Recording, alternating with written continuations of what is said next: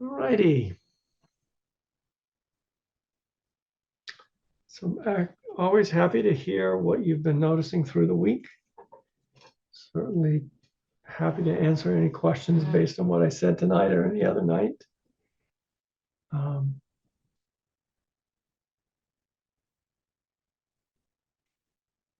Leslie,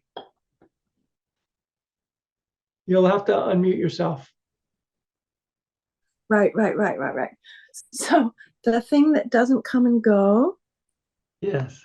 what happens to us when we die with that thing that doesn't come and go?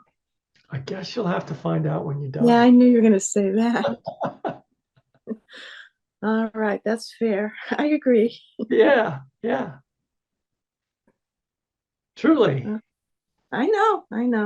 I just was fishing. The grand adventure. Right. I was just fishing. Okay, thank you. All right, you're welcome.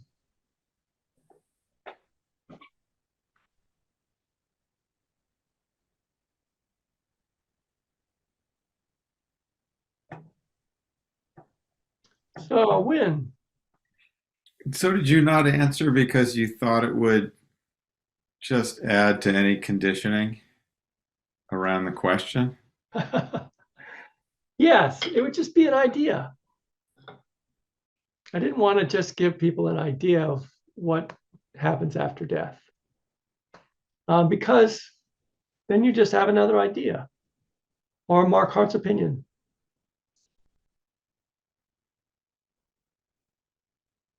The deathless is a direct experience. It's not an idea. It's not something you're going to believe your way into. You know, exactly. So that's why I didn't answer the question. It actually can't be answered except with an idea, with a belief. I certainly have some beliefs. Some of them have experiences behind them, but the truest answer is wait and see.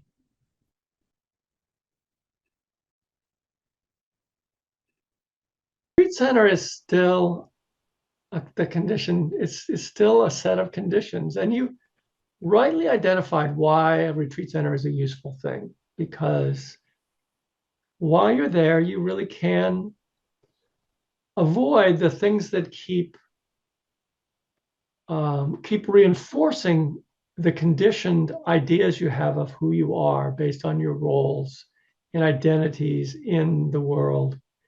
You can set those aside for a period of time in order to inquire about the nature of experience in a freer way. So retreats are very helpful that way. But there's a way that you can become like a plant that needs a hothouse. You know, it doesn't survive very well when you take it out of the hothouse and you plant it in the cold ground. The cold ground of New England, where it frosts, the third week in April, a number of times. You have to be kind of hardy. We went out and covered some branches of our peach tree because we would really like to get peaches this year. We got like one last year due to these late kind of frosts, and blossoms are already opening, but maybe not opened enough to hurt them. I don't know.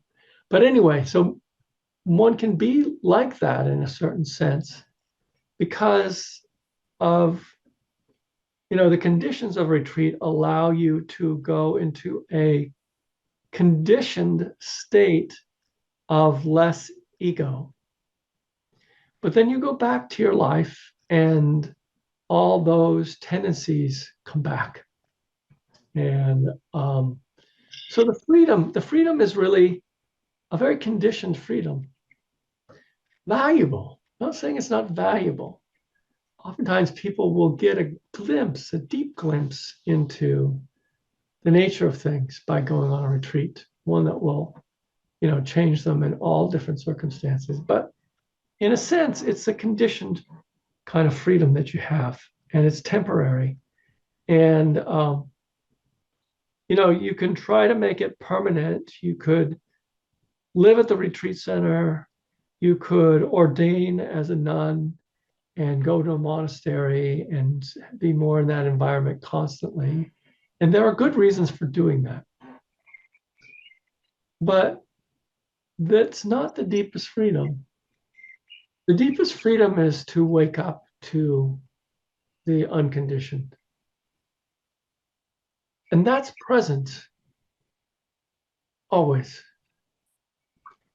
It doesn't need a retreat center. It doesn't disappear because you're on your job. It might, perhaps, because your attention is drawn away from it in various ways. But there's a realization of what you are that changes your relationship to everything. That's what this practice is aiming toward, is that level of realization.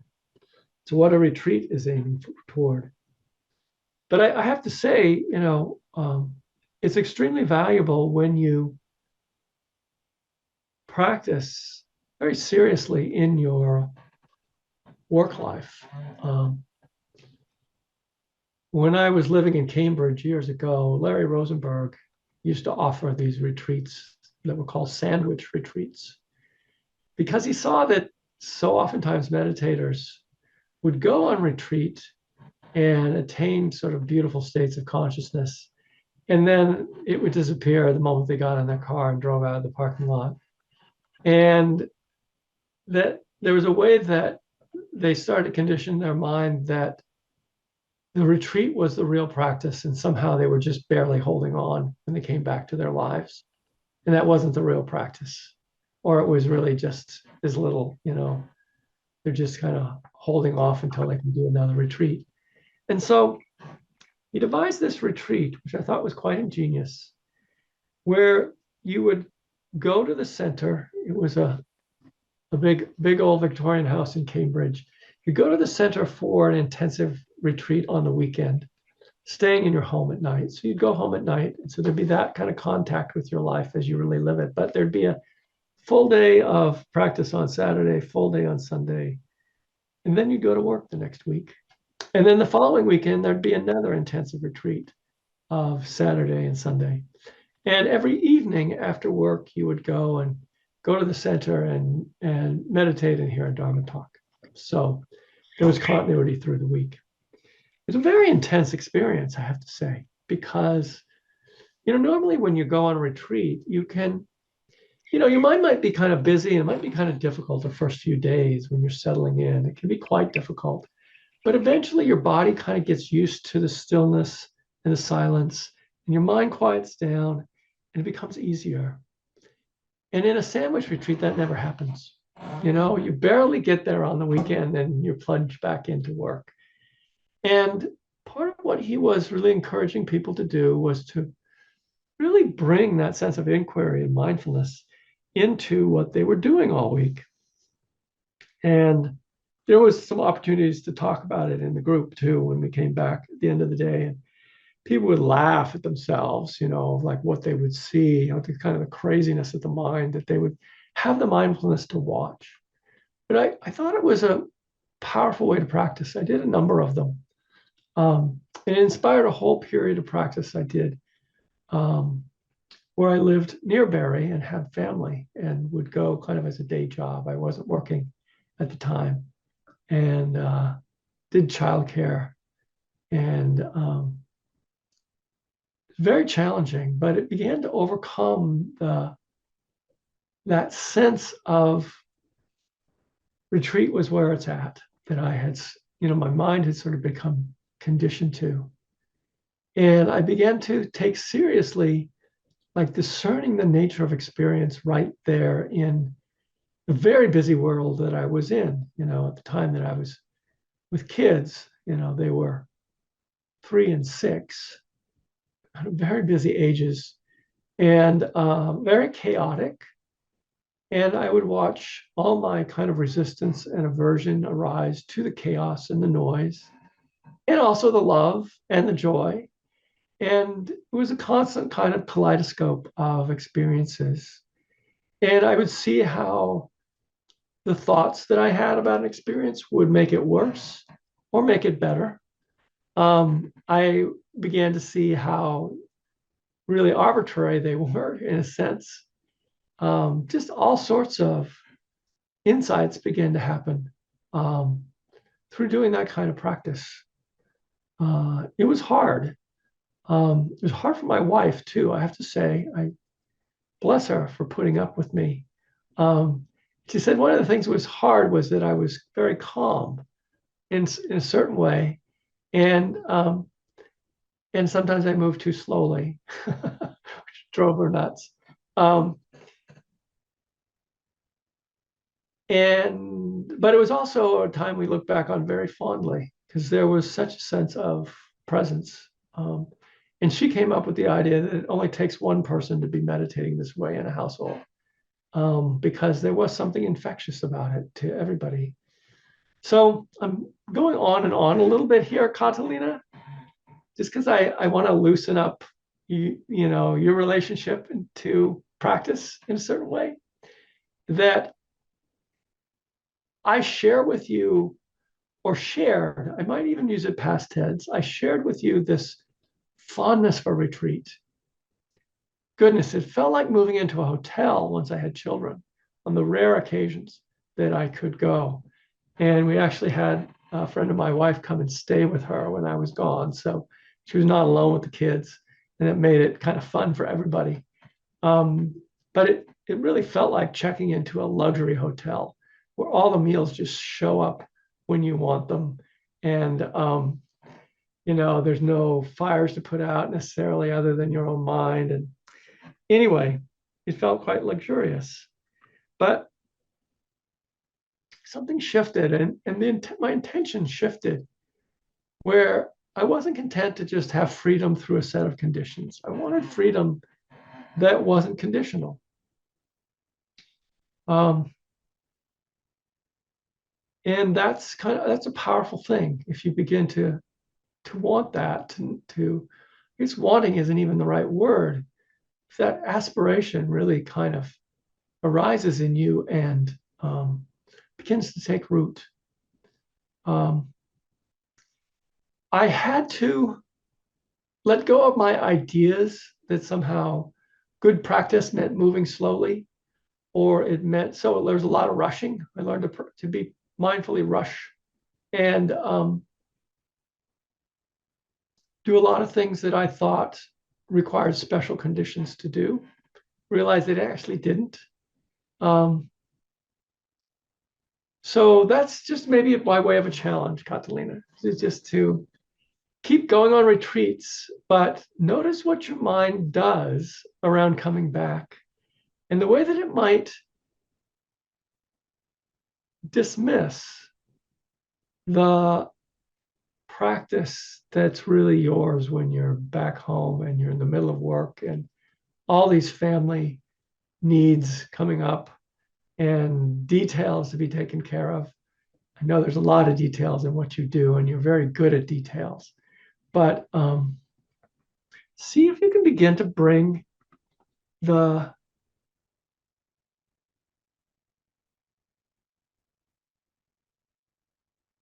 transparency of the practice to the life outside of retreat as well.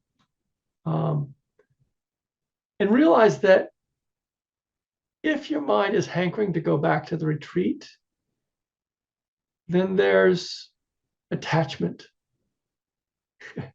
That's attachment arising. And that's a belief. There's a belief in your mind that it's those conditions that are liberating. That's actually not true.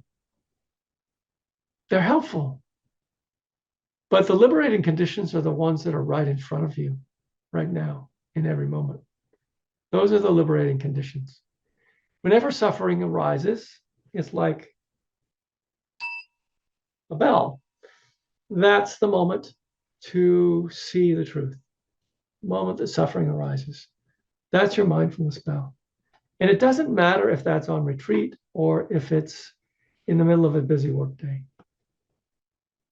or when you're dealing with your mother or your sister or your husband or your child, it's all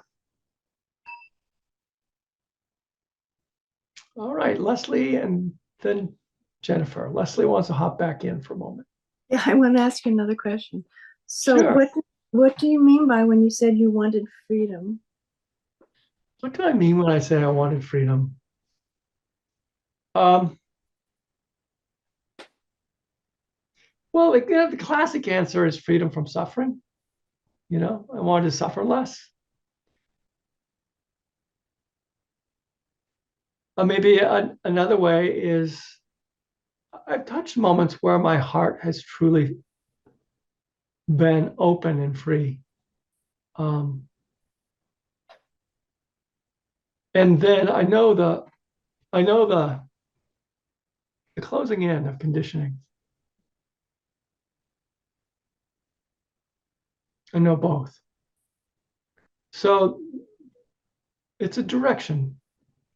It's also, I think it's an instinct, if I can say it. I think you can long for freedom without having a good definition for it. There's a felt sense of being in your chains. And because you feel those chains, there's something in you that knows what it's like to be without them. The very fact that you feel the things that bind you means there's something in you that knows what it's like to not be bound. I can't give a definition to that, but I can point to the experience. How's that landing, Leslie? Okay, but I want to say that for me, I know that there are times when I have to go through the unfree times, and it's just a part of living. Mm-hmm. Okay. It is. Yeah. Yeah. All right, that's all. In other words, if you resist certain aspects of living, you just suffer more, right? Right. So Right. part of the freedom that I think you've learned, Leslie, is don't resist the hard times and you pass through them, right? Absolutely, definitely. There's something you've learned about freedom right there. Okay, I like that. Not resisting what is. Yeah. Okay, thank you. Right. You're welcome. Let's see. Yeah, Jen, we were going to talk. Yeah. it was. Well, on that thought, it seems to me that, and I don't know how it relates to the Dharma or not, but as a human being, that suffering and freedom will have its balance. And that we as humans are trying to figure out, we'll take the feeling of freedom, yet we won't take the feeling of suffering. And my gut would tell me that we have to experience kind of a balance of both if we allow ourselves to be fully human. Yeah, we might not be using freedom in the same way. I mean, I think on an egoic level, there's kind of like getting what we want and not getting what we want, right? And when we are getting what we want, we feel very free. We feel like we're on top of the world, and then life throws us something that is a spoiler, and then we're not getting what we want, and there's often suffering and resistance. So I'm not talking about freedom just being feeling good. I mean, there is a feeling good to freedom, but the freedom that the Dharma points to is one where as I was talking with Leslie, where you don't resist things as they are. Would you say that it's not attachments? Yes, as long as, again, that can be an idea that becomes troublesome, but yes, it's about not being attached, which can sometimes look not like what the concept means. In other words, I always, the problem with the word attachment is sometimes people get the idea that they're supposed to try to not be attached, you know, which doesn't work very well. Because we do have things that matter to us. And we kind of lobotomize ourselves if we think that we're going to try to not have things matter to us. But through the practice, through mindfulness, it becomes possible to move through life without saying no to the things that you don't want, if I can put it that way. I feel like I'm not being very clear.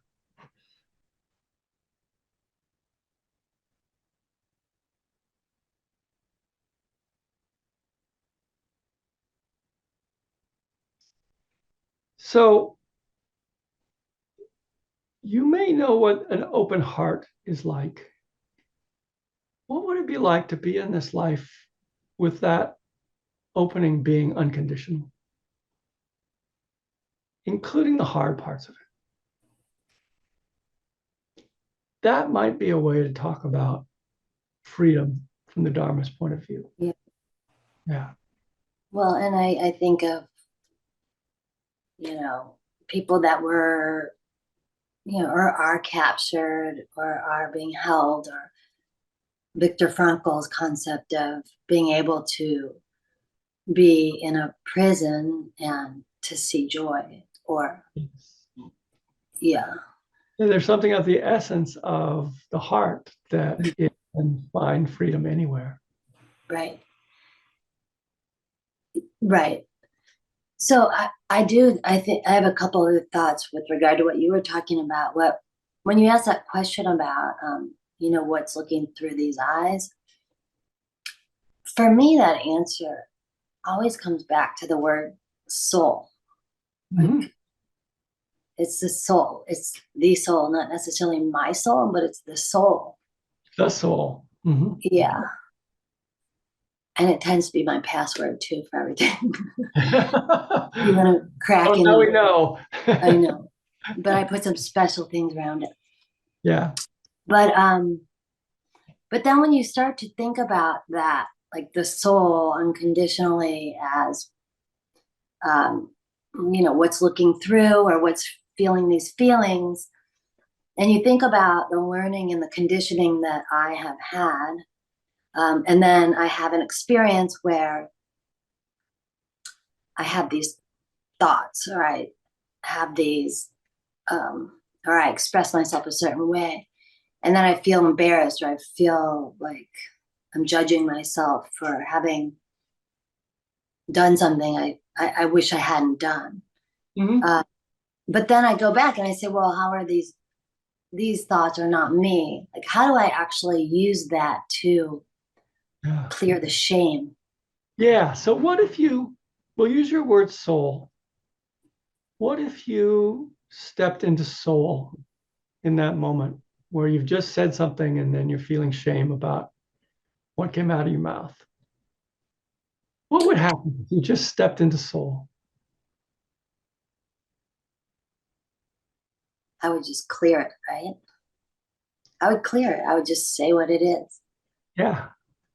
There'd be kind of I imagine a witnessing of this being, Jennifer, who's just said something and her feelings. There'd be a witnessing from the heart of that. Not a cold kind of witnessing, not a judgmental kind of witnessing, but a place that doesn't judge, doesn't hold it against you, so to speak, because it's just a moment of ignorance. It's just a Yeah. moment of unskillfulness. That's all it is. Nothing personal, you know. But I can say nothing personal, but what I'd like you to get is the feeling of nothing personal is, I think, what that word soul for you is pointing to. That ability to see the being that you are from a place that has no judgment and no condemnation and is only love. And that's in all of us. And I don't care what the word is you use. Soul works, use soul. I think it actually can't be named. And sometimes I try to name it, and the names always fall flat. Like to call it awareness, I don't know. It doesn't quite do it justice. But to taste that place of seeing and discerning, it has such a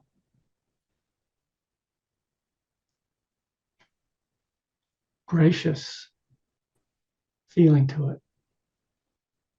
I'll use that word from another religious tradition, grace. It has that feeling to it. How's that? Good. All right, so just keep noticing your soul. Yeah. That's your word for it. Thank Great. you. Okay, thanks. So you guys help me so much to articulate these things by asking these questions. Sometimes I don't really know what I need to say until I hear your questions. It really helps me. All right, be well.